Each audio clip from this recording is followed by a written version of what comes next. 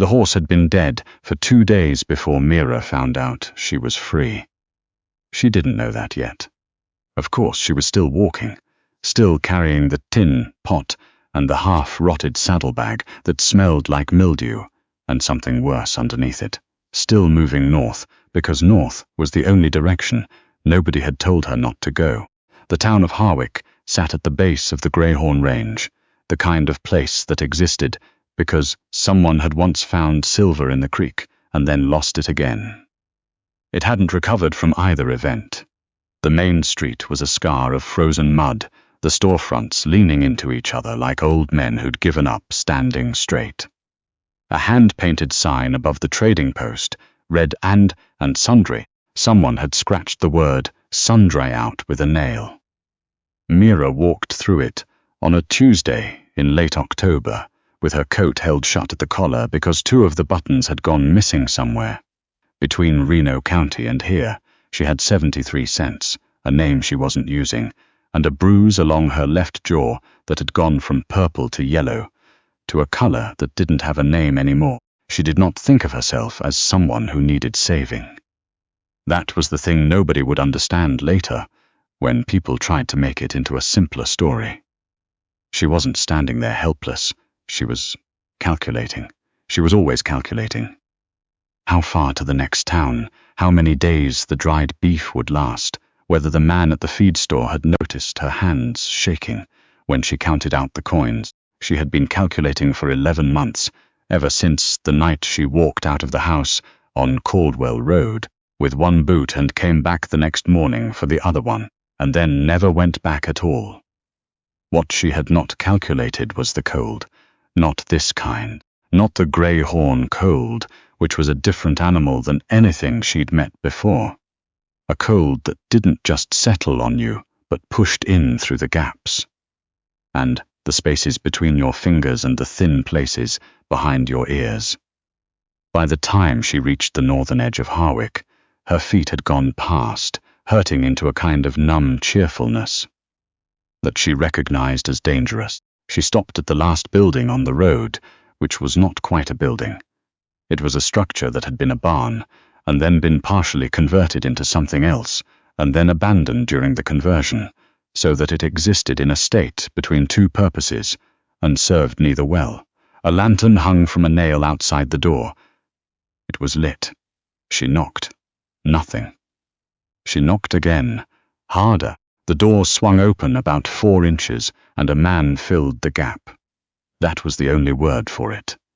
He didn't open the door, he simply became present in it, and the doorway was not large to begin with. He was somewhere in his late 30s, maybe 40, with the kind of face that wind and solitude make.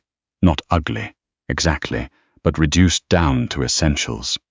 The way a piece of wood gets when you've been whittling it for a long time and taken away everything that wasn't necessary. His jaw was dark, with several days of beard. His eyes were the color of creek water in November. He looked at her for a long moment, without saying anything.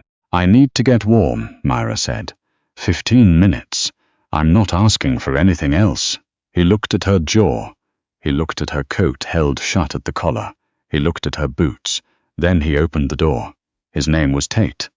She learned this from a mail envelope sitting on the shelf near the door, addressed to a T. Brannock, Harwick rural route.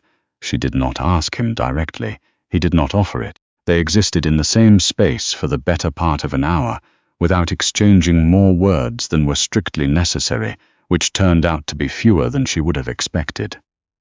He put a log on the fire. He handed her a cup of something that turned out to be coffee, bad coffee, the kind made by a man who treated coffee as fuel rather than pleasure. She drank it gratefully. Her feet began the long, unpleasant process of remembering that they existed. "Where are you headed?" he said finally. It was not quite a question. "North." She wrapped both hands around the cup. "I've got people in Montana." She did not have people in Montana. He seemed to consider this. He was doing something at the workbench along the far wall. She couldn't quite see what. Something with leather and a thick needle, and he did not look at her when he spoke. "Road through the pass closes in the next week. Maybe less, depending on the weather. I know, I know what you're about to say. He set down whatever he was working on and turned to look at her. What am I about to say? That I won't make it through on foot? That I should wait in town until spring? That there's a boarding house on the 2nd Street that takes women? She met his eyes. I've heard it already. From the man at the trading post, and the woman outside the church, and the boy who sold me a heel of bread this morning. Tate was quiet for a moment. What did you tell them? I told them, thank you. And I kept walking. He almost smiled. She caught the edge of it before it disappeared. She thanked him for the warmth and stood to go, and that was when her legs, which had been doing their level best for 11 months, finally offered their resignation. Her knees buckled, not dramatically. There was nothing theatrical about it. It was simply mechanical failure, a body that had reached the end of what it could reasonably be asked to do. She caught herself on the edge of the workbench. The tin pot clattered out of the saddlebag and rolled across the floor. Tate caught it before it hit the wall. He stood there holding a tin pot, looking at her. She was holding herself up by the workbench, looking at him. Sit down, he said. I'm fine. You're not fine. Sit down. She sat down. He fed her. Not charitably, not with ceremony. He simply put a bowl of something on the table in front of her and went back to his workbench, and she was too tired and too hungry to debate the terms. It was venison stew, heavy and plain, the kind of food that existed to solve a problem rather than to provide pleasure. She ate all of it. She ate the bread he put beside it without being asked. She did not look up. When she finished, he was watching her from across the room with an expression she couldn't read. You can stay tonight, he said. Loft's empty. I'll be up before light. I don't need, it's not charity. He turned back to his work. Road north is death in November on foot. You staying alive is your business. But you dying in the pass is a headache for the men who'd have to bring you back down in spring, and those men are my neighbors. He paused. So stay, or don't. I'm not going to negotiate it. She stayed. The loft was cold, but less cold than the road. There was a wool blanket that smelled like cedar and something animal. She lay down on top of it with her coat still on and stared at the rough-hewn ceiling and stared at the rough-hewn ceiling and listened to the sounds of him moving below her. The occasional clank of metal, the soft thud of a log being added to the fire. She had spent 11 months sleeping with one ear open, one hand near the door. She did not know how to sleep in any other way, but the sounds below her were even unhurried. They did not come closer. Somewhere before midnight, she slept.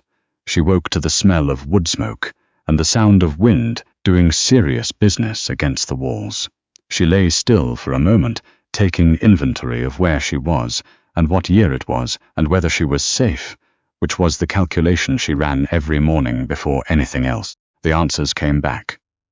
Barn structure on the edge of Harwick, first winter of being free unclear, but more likely than not. She climbed down from the loft. Tate was already gone. The fire was banked.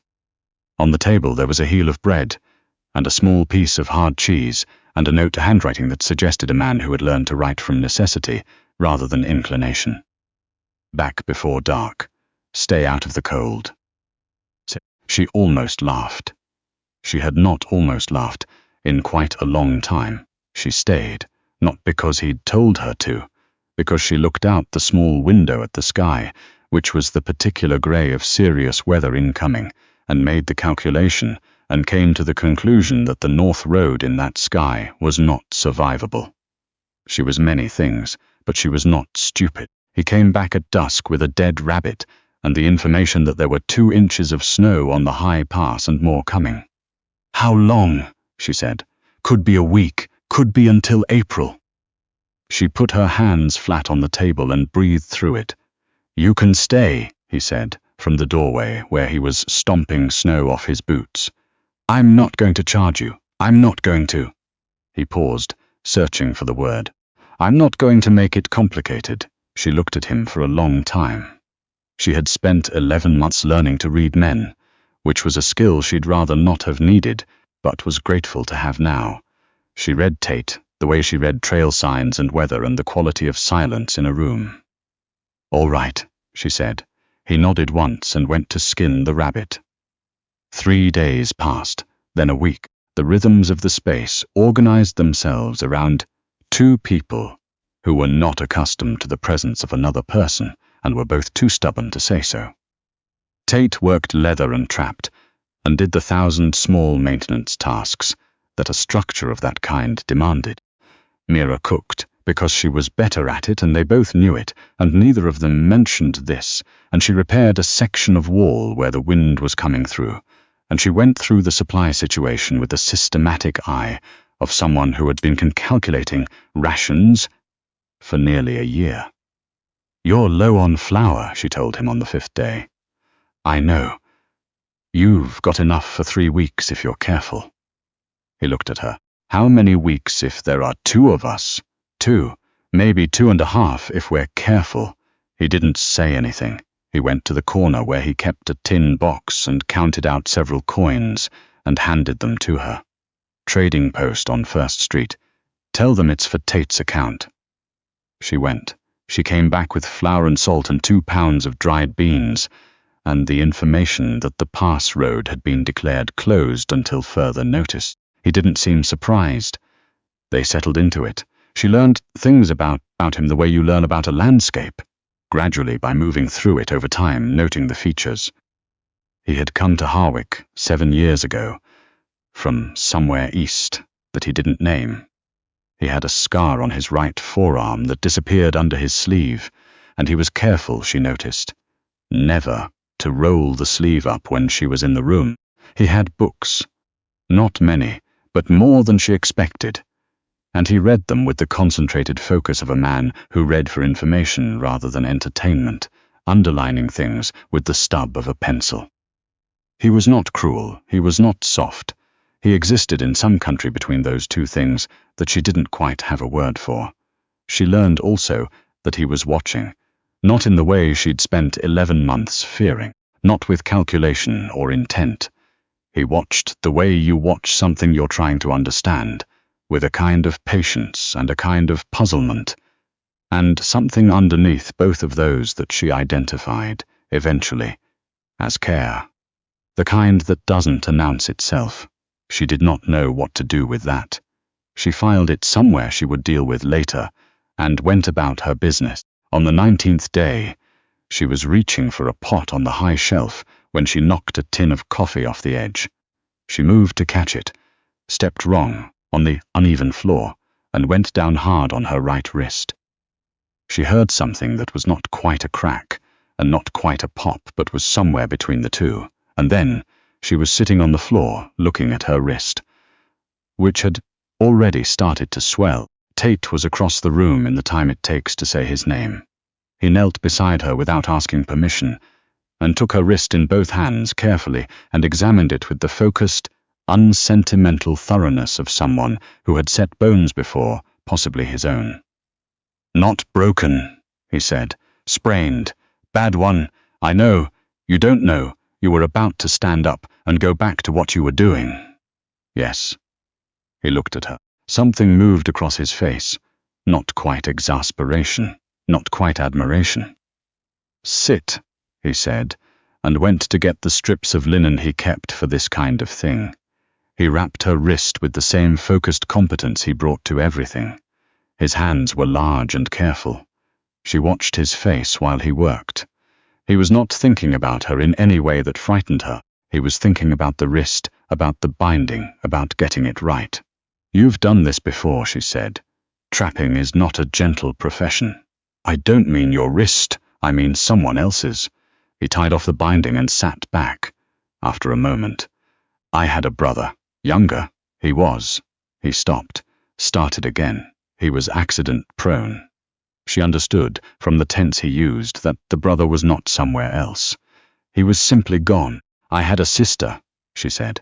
"She moved to Kansas City. She writes twice a year. Does she know where you are?" "No." He nodded, as if this answered a question he'd been carrying. "She thinks I'm still on Caldwell Road." Mira said she had not said this to anyone. She said it now to the wall, to the fire, to some space in between. She thinks I'm fine, because I kept telling her I was fine, because it was easier then. She stopped. Tate waited. He was very good at waiting. Then asking for help, she finished. She felt him look at her, but she didn't look back. After a while he stood and went to put the rest of the linen away, and she got up slowly and went back to making dinner one-handed, and they did not speak of it again that night. But something had shifted in the room. She felt it the same way you feel the temperature change before snow, not in any one place, but everywhere at once. November turned into December. The snow deepened until the window showed only white. They learned to move around each other in the small space the way two animals learn to share a waterhole, with attention, with care, with a negotiated distance that both parties understood without ever discussing it. She stopped flinching at sudden movement. She did not notice when she stopped. She noticed afterward. He told her, on a night, when the wind was doing its worst work against the walls, that he'd built the sleeping loft himself. "First winter I was here," he said, "slept down here for 2 months, because I kept putting it off. Then it got cold enough that I did it in 4 days. What made you come here?" she asked it, the way you ask things in firelight when the dark outside makes questions feel less pointed. He was quiet for long enough that she thought he wasn't going to answer. Then needed a place where nobody had any expectations of me. She understood completely. "Did you find it?" "Mostly." He looked at the fire. "Gets quiet enough up here that you can hear yourself. Think, that's worth something. Does it ever get too quiet?" He didn't answer right away. She realized, studying his profile in the firelight, that she'd asked him something real. "Lately," he said finally. "Less." She looked at her hands. "What?" 2 days before Christmas. She knew the date because she'd been marking them, in the margin of one of his books, small notches in pencil.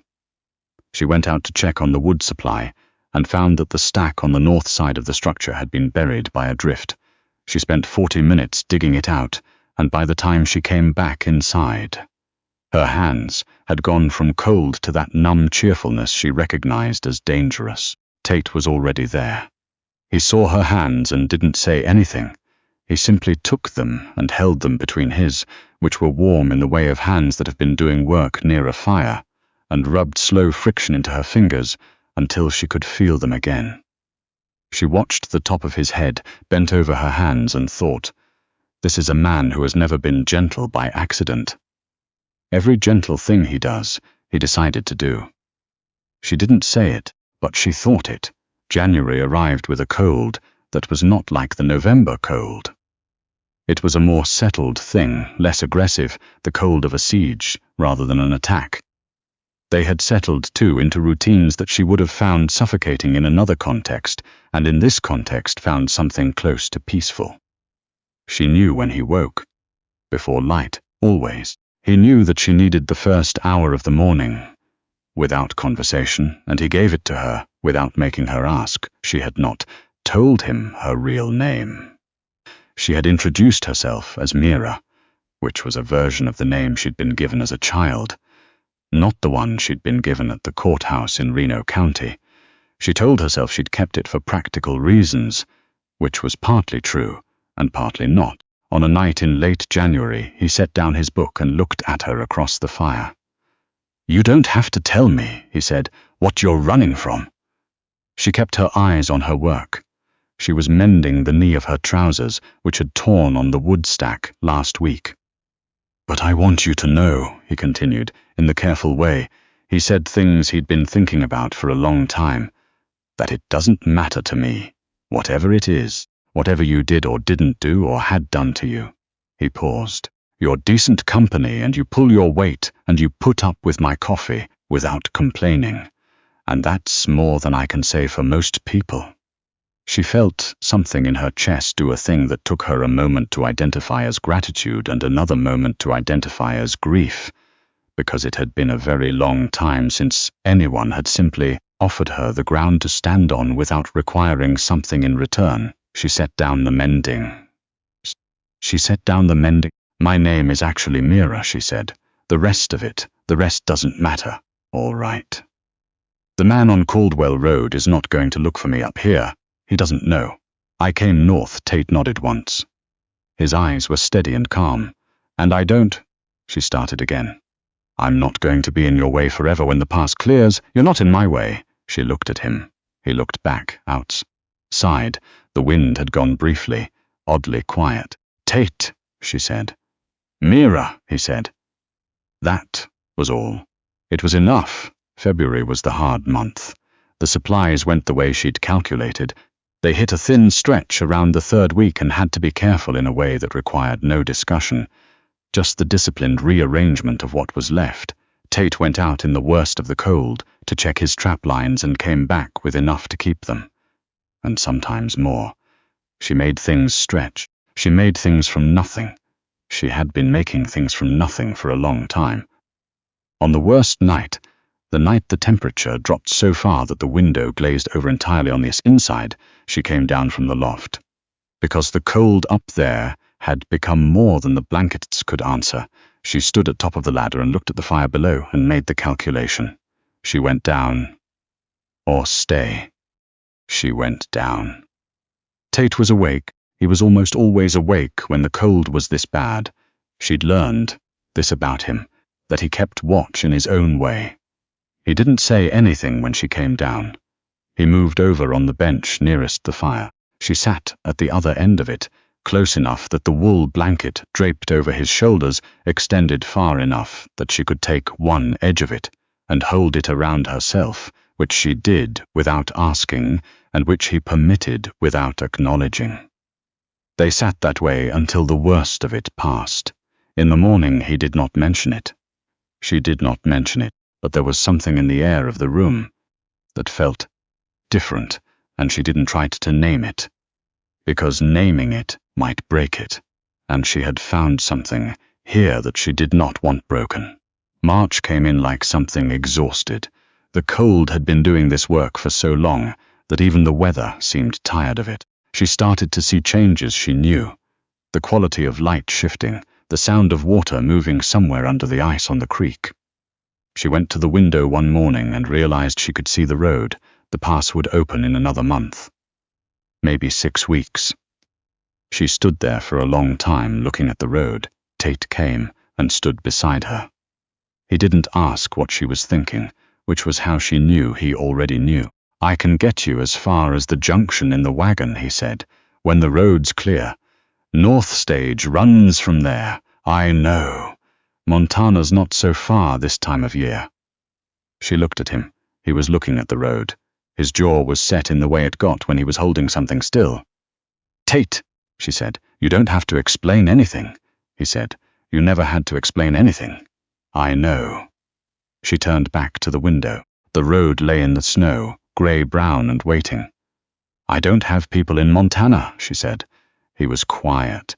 I said it because it sounded like a reason to keep moving. I've been saying things like that for a long time. Things that sound like reasons. She pressed her palm flat against the cold glass. I'm not sure I know the difference anymore between moving because I need to and moving because I'm afraid to stop. He didn't answer immediately. That was the thing about Tate. He did not treat silence like something to fill. What would you do, he said finally, if you stopped? She thought about it. Not the way she thought about survival calculations. Not quickly. Not with the efficiency of someone who needed an answer fast. She thought about it slowly, the way she used to think before she learned to think like a person outrunning something. I'd want a garden, she said, in the spring, something to grow. She paused. I'd want to write to my sister. Both of those can happen here, he said, if you wanted them to. She looked at him. He was still looking at the road, his jaw still set, a man trying very hard to offer something without making it into pressure. If I stayed, she said carefully, it would have to be because I chose it, not because the road is closed or the cold is bad or I don't have anywhere else. She paused. I've spent a long time doing things because there wasn't another option. I don't want to do that anymore. He turned to look at her then. His eyes were steady. He waited. So I need to know, she said, if you want me here, not need me here. Tate was quiet for long enough that she heard her own heartbeat. Yes, he said. It came out plainly, without decoration, without the softening that might have made it less true. I want you here, Mira. Have for a while now. That's not something I say easy. She exhaled. She hadn't known she was holding it. All right, she said. All right, he said. Outside, the road continued to exist. The pass continued to be there, leading north toward a Montana she'd never intended to reach. A life she'd manufactured as a reason to keep running. It would still be there tomorrow. It would still be there in April, when the mud dried and the stage ran again. She was not going to be on it. She went to the shelf and took down one of his books, a worn thing, the binding coming loose, and sat down by the fire and opened it. She had not read for pleasure in 11 months. She had not sat down in a room and felt the walls as shelter rather than confinement. She read the first page twice. Then she turned to the back of the book, to the blank leaf, and found the stub of pencil she'd been using to mark the days. She drew a line through the last mark. Then she did not draw a new mark. There was no need to count any more. The fire settled in the grate, sending up a small shower of sparks.